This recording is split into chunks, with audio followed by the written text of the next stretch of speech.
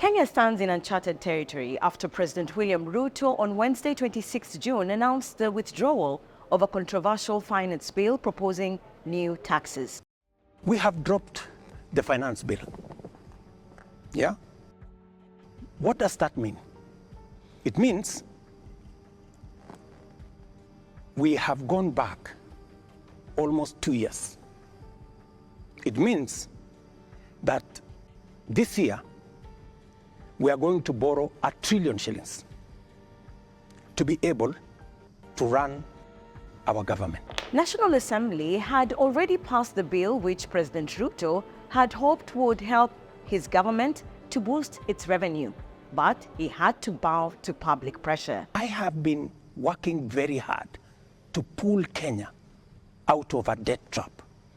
Mr. President. Let me just allow me, because we need to contextualize this finance bill. It is easy, Joe. It is easy for us as a country to say, let us reject the finance bill. That's fine.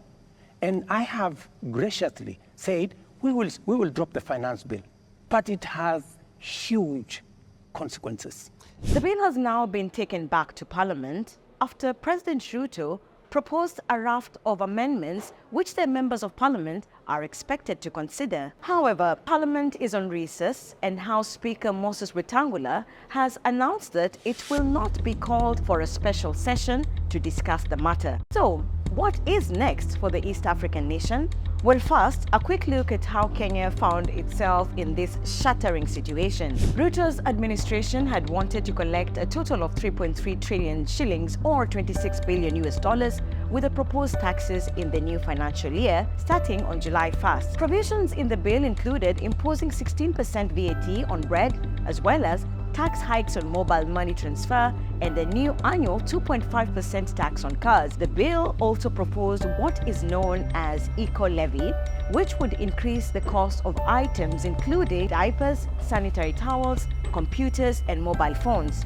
Other taxes include 16% VAT on some financial services and foreign exchange transactions. The government said the tax measures were necessary to fund development programs and cut the country's mounting public debt.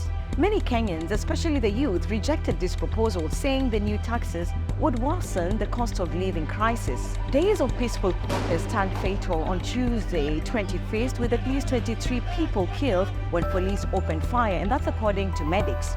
In the capital, Nairobi, protesters stormed Parliament, destroyed property, and set the city governor's office ablaze. The military was deployed to restore order. Many Kenyans say the chaotic scenes were last witnessed in 1982 following a failed coup attempt. The president thought by unleashing force he could quell the protests. Then he realized people were going to die. People actually died, and I've done some breaches actually. People who lost their loved ones last and saying we're going to go back in the streets.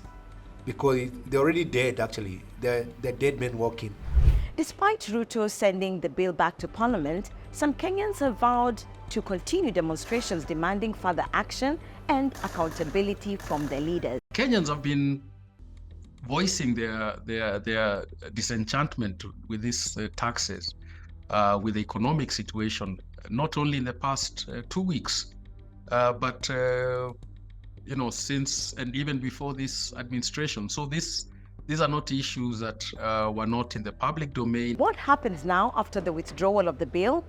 Well, the bill would have automatically become law within 14 days if the president did not return it to Parliament with a memorandum recommending its deletion. Now that President Ruto returned it with suggestions to eliminate all sections means that the bill is technically dead. This ultimately indicates that Kenya will continue using the 3.7 trillion shillings budget for 2023-2024. In terms of other processes, where do we get money from? We still continue with the financial arrangements we had via the Appropriations Act that we are using right now. So it's not that we are going to have empty coffers or have ways that we cannot use to appropriate funds going forward. President Ruto said his government would institute austerity measures across the board following the rejection of the Finance Bill 2024.